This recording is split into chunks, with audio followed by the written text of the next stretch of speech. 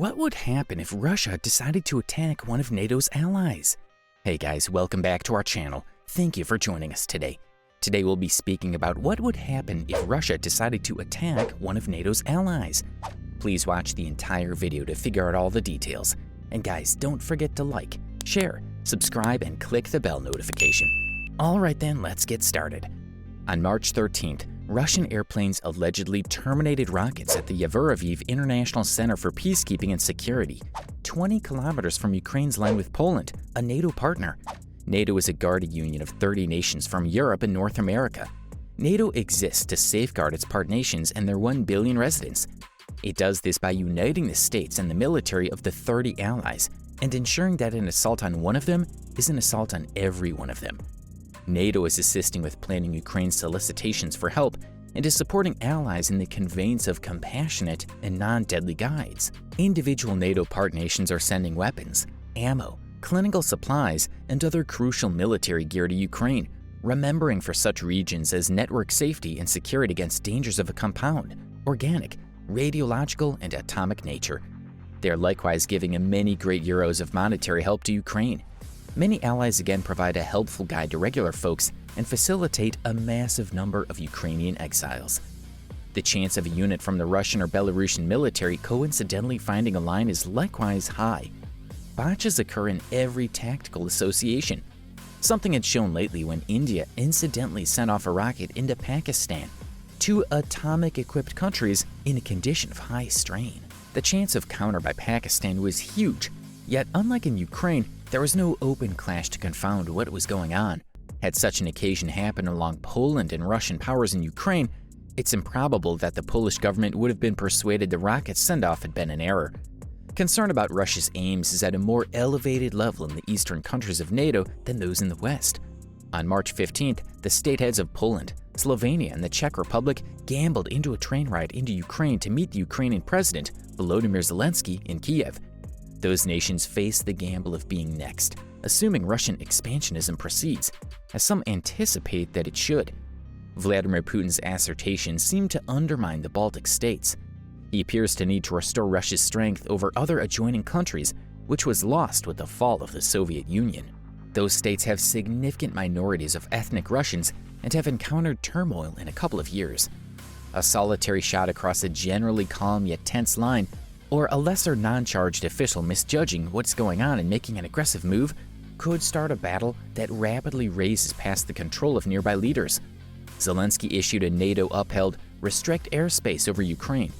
Yet naturally, NATO pioneers have closed this dangerous direct military showdown between Russia and NATO powers, possibly prompting fast heightening. The equivalent appears to apply to one more of Zelensky's solicitations, the airplane stock to assist the Ukrainian air with driving. Yet, assuming NATO were to give airplanes to Ukraine straightforwardly, Russia might infer that this is hostile instead of guarded weaponry and act to stop the stock of planes. It might include strikes on runways where the aircraft are based, for instance in Poland, before moving to Ukraine. It could give him the arranging space to close concurrence with Russia. And yet he reminded America in his discourse to the US Congress of Pearl Harbor and 9/11 assaults. Zelensky is cautioning about the results of proceeding with NATO in action. NATO enrollment permits a country to summon Article 5 of the North Atlantic Treaty to call for help from different individuals from the Union.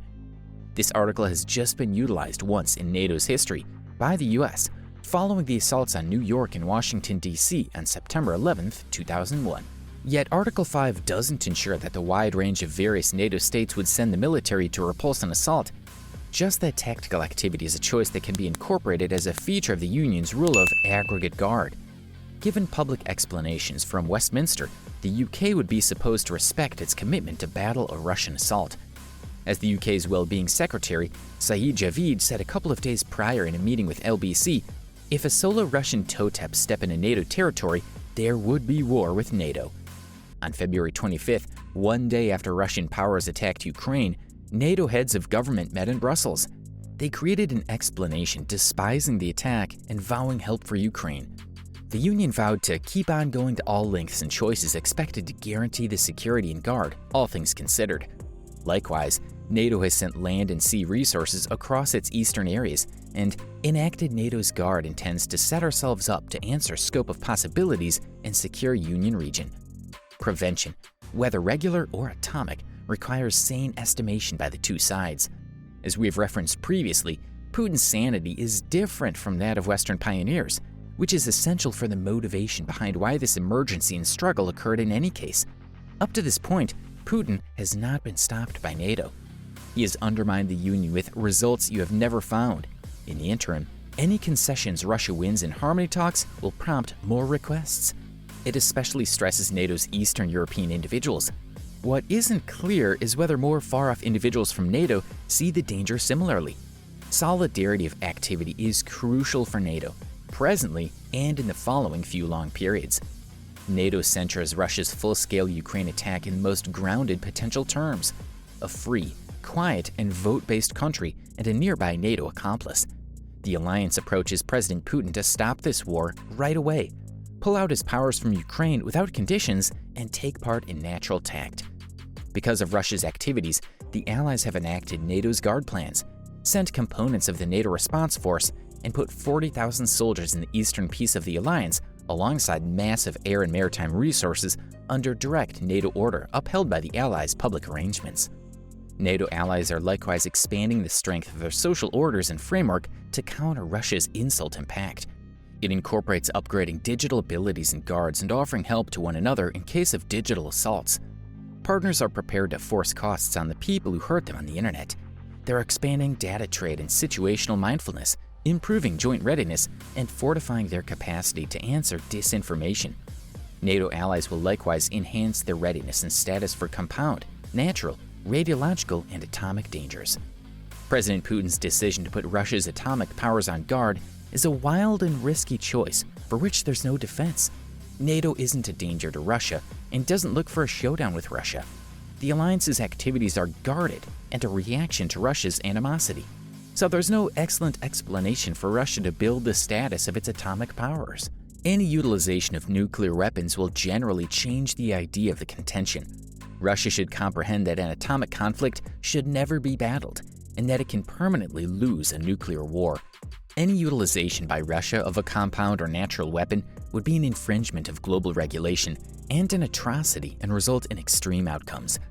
NATO's activities are guarded, planned not to incite contention, but to predict a statement. The alliance must guarantee that this war doesn't rise and spread past Ukraine, which would be crushing and risky. Upholding a restricted airspace would carry NATO powers into a direct clash with Russia. It would altogether raise the conflict and lead to more human misery and obliteration for all nations. Alongside the European Union and different accomplices, NATO has helped coordinate the Allies' reception of the uncommon bundle of prohibitive measures put on Russia because of its severe and inappropriate activities. These actions incorporate huge and extreme ascents. Partners and accomplices have forced distinctive expenses on Russia, starving the Kremlin's conflict machine of assets. President Putin has obliterated many years of economic advancement for the Russian public, and Russia has now been hit by close all-out solitude on the world stage. President Putin's choice to go after Ukraine is an awful essential error, for which Russia will address a weighty cost, both monetarily and strategically, long into the future. Well, that's all we have today. If you enjoyed today's video, don't forget to like, share, and subscribe.